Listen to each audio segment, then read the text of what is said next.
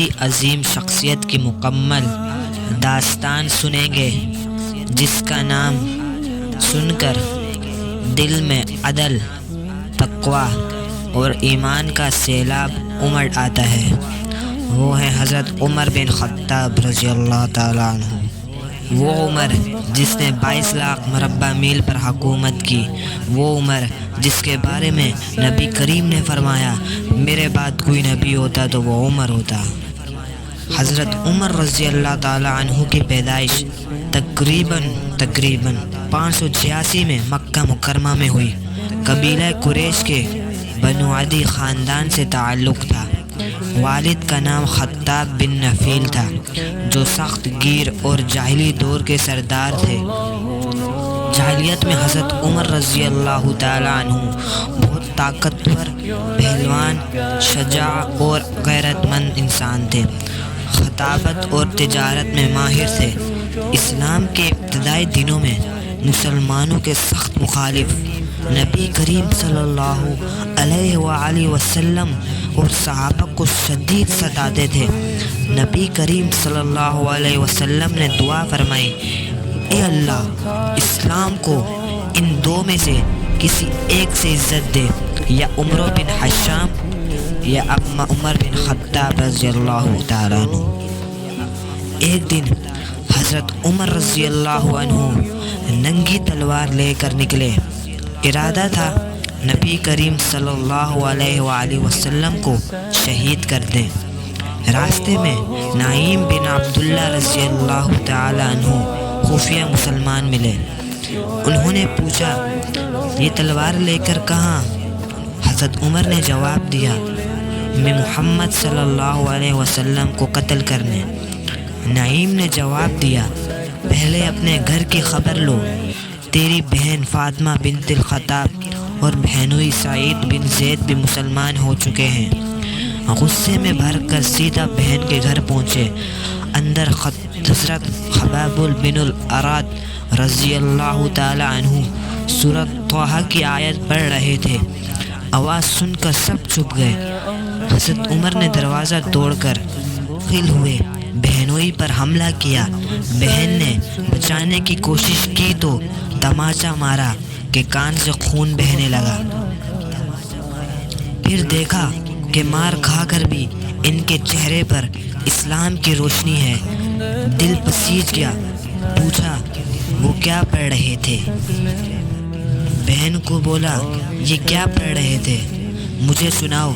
بہن نے کہا تو ناپاک ہے، وضو کر پہلے۔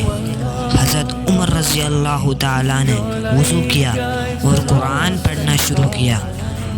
ان کا دل لرز اٹھا، آنکھوں میں آنسو آ گئے۔ کہا یہ کتنی پاکیزہ بات ہے۔ پھر پوچھا محمد صلی اللہ علیہ وسلم کہاں ہیں؟ حضرت خباب نے دار الاکرم بتایا۔ حضرت عمر سیدھا دار الاکرم گئے۔ نبی کریم صلی اللہ علیہ وسلم نے دیکھا تو فرمایا عمر کیا بات ہے؟ حضرت عمر نے کلمہ پڑھا۔ مسلمانوں نے اللہ اکبر کا نعرہ لگایا جو کعبہ تک گونج اٹھا۔ نبی کریم صلی اللہ علیہ وسلم نے ان کے سینے پر ہاتھ رکھ کر دعا کی، اے اللہ اس کے سینے سے کینہ دور کر اور ایمان سے بھر دے۔ حضرت عبداللہ بن مسعود رضی اللہ تعالیٰ عنہ فرماتے ہیں عمر کے اسلام لانے سے ہماری عزت ہوئی، ہم کھلے عام بیت اللہ میں نماز پڑھنے لگے۔ پھر حضرت عمر رضی اللہ تعالیٰ عنہ نے بہت سے غزوات میں شرکت کی۔ غزوہ بدر میں بہادری سے لڑے، دشمن کے بہت سے سرداروں کو شکست دی۔ احد میں نبی کریم صلی اللہ علیہ وسلم کے مشیر رہے۔ خندق، حدیبیہ، فتح مکہ اور دیگر غزوات میں بھی کلیدی کردار تھا۔ حضرت حفصہ رضی اللہ عنہ نبی کی زوجہ مطہرہ، ان کی صاحبزادی تھی۔ نبی کریم صلی اللہ علیہ وسلم نے فرمایا عمر کی وجہ سے شیطان مجھ سے ڈرتا ہے۔ حضرت عمر رضی اللہ عنہ قرآن کی حفاظت، تفہیم اور احکام کی تعمیل میں بہت فعال تھے۔ خلافت کا سنہری دور عدل و انصاف کی مثال تھا۔ حضرت ابو بکر صدیق رضی اللہ عنہ کی وفات 13 ہجری کے بعد خلیفہ بنے۔ یہ خلیفہ تقریباً 10 سال 6 ماہ رہی۔ اس میں ان کی فتوحات یہ تھی کہ انہوں نے 22 لاکھ مربع میل تک پھیلی ایران اور روم کی سپر پاورز کو شکست دی۔ عراق، شام، مصر، فلسطین، لیبیا، ایران، خراسان تک فتوحات، بیت المقدس کی فتح بغیر خون ریزی کے۔ حضرت عمر رضی اللہ عنہ خود گئے اور چرچ میں نماز ادا کی۔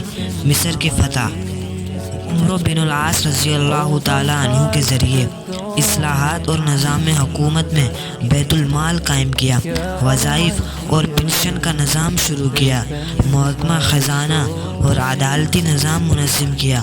ہر سال حج پر جاتے اور لوگوں کی شکایات سنتے، راتوں کو مدینہ کی گلیوں میں گشت کرتے، غریبوں کی مدد کرتے۔ ایک رات بھوکے بچوں کی آواز سنی تو خود کھانا لے کے گئے اور پکا کر کھلایا، اور کوئی اونٹ بھٹک جائے تو مجھ سے پوچھا جائے گا کہ عمر نے اسے چرا نہیں دیا۔ عدل کی ایک مشہور مثال حضرت عمر رضی اللہ تعالیٰ عنہ نے کی ہے۔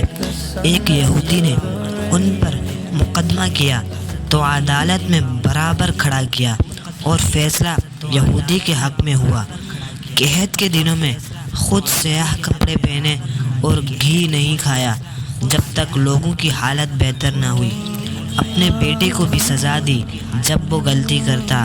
علم و تقوی، قرآن و سنت پر سختی سے عمل کرتے، روزے اور نماز میں انتہائی مشقت برداشت کرتے۔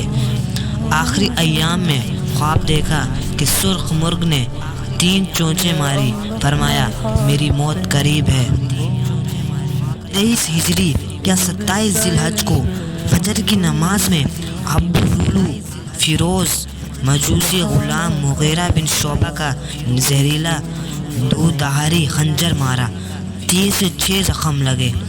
حضرت عبد الرحمن بن عوف رضی اللہ عنہ نے نماز مکمل کی۔ حضرت عمر رضی اللہ عنہ گر پڑے۔ لوگوں نے پوچھا کیا نصیحت کریں؟ فرمایا اللہ کی کتاب کو مضبوطی سے تھامو، گمراہ نہیں ہوگے۔ زخم کاری تھے، 3 دن تک زندہ رہے۔